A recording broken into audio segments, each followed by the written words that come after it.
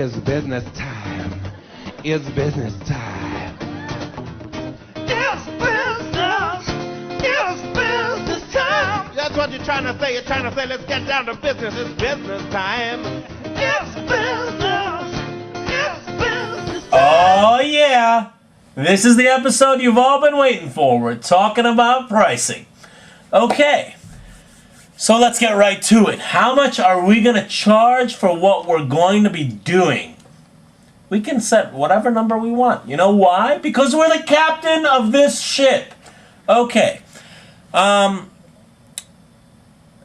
all right. Here's what we're going to do. We're going to talk about the things that annoy us about the way other people price stuff. And we're just not going to do that. You know what annoys me? Nickel and diming. That annoys me. You know what else annoys me? Refund policy. There will be no restocking fees. There will be none of that. If you're not happy, come and tell me. I'll give you all your money back. I don't need that. I don't need that kind of a headache. I only want to work with people who want to work with me, right? I also, speaking of nickel and diming, I don't want complicated pricing structures, right? It's got to be something that they can remember, I can remember. No one is going to be confused. Was that $35.50? Was that $92.17? Nope. That's not how we're going to do it. Okay, so what's the basis? Well, we talked about process. We talked about process across our three different offerings, our three different audiences, and the different offerings that we have inside of those audiences. All of those offerings have a process associated with them that's going to take us some time. All of our pricing here, because we're a service-based company, is going to take time. So what is the fundamental common denominator? It's the hour. How much do we want to get paid per hour? I don't know. Let's make a number up.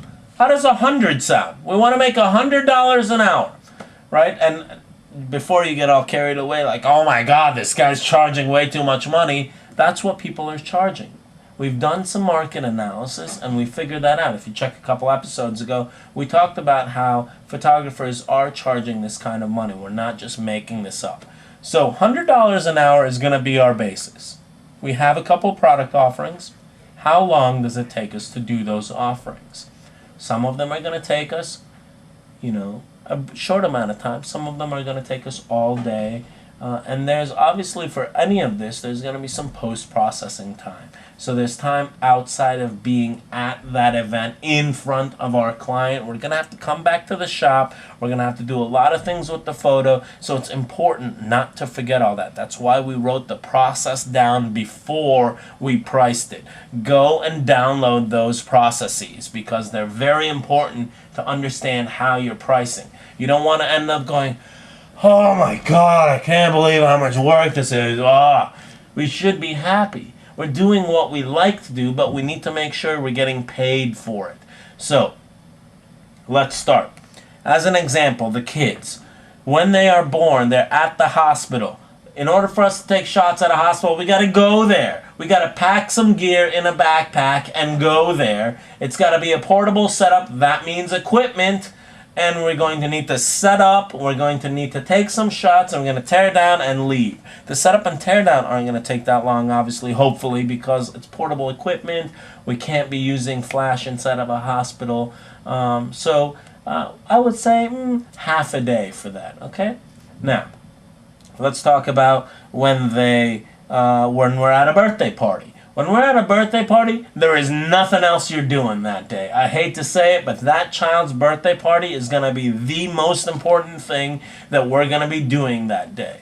It can't be anything other than that because we're providing experiences that are very unique and memorable for the child and their parents. So we want to spend that day and make sure that the clown suit is clean. We want to make sure any type of balloons or kazoos or things that we're handing out are there.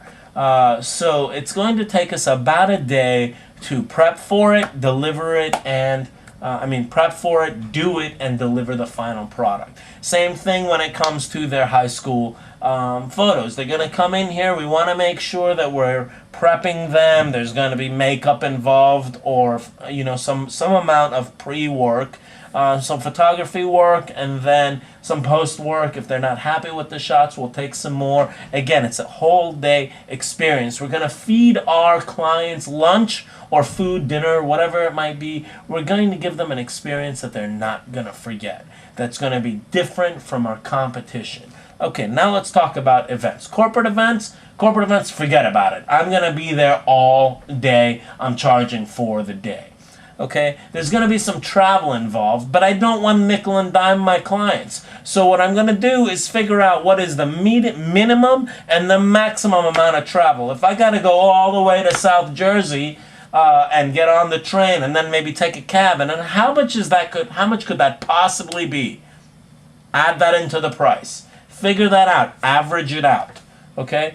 Don't tell them, hey, here's my cab receipt for $17.10 and this is my train ticket. Forget about it. Be professional.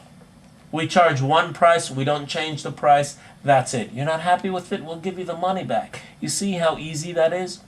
Now, same thing applies when we're talking about weddings, especially weddings, right? I am going to make sure that I dry clean my suit. I'm going to make sure that my shoes are waxed. I'm going to make sure that we are professional. We are professional photographers. We're going to get there early. We're going to set up. We're going to make sure all of our equipment works, and then we're going to have the whole day. We're not going to be watching our clocks. We're not going to be wearing one because we don't want the focus to be on, oh my God, you've only paid for 4 hours of time. No, they've paid for the whole day. If you're done in 7 hours, good for you. If you're done in 11 hours, good for you. Do it with a smile on your face, okay? Don't watch the clock. Nobody likes that. Do you like that? Okay, now I want to address some feedback that I got. This series is not intended for people who are only interested in setting up a photography business. If you have a product-based business, all of these lessons still apply, especially what we did in the last 3 episodes, all around the process of getting your offering ready to go to market, deliver it, and do all the post wrap-up. All of that still applies.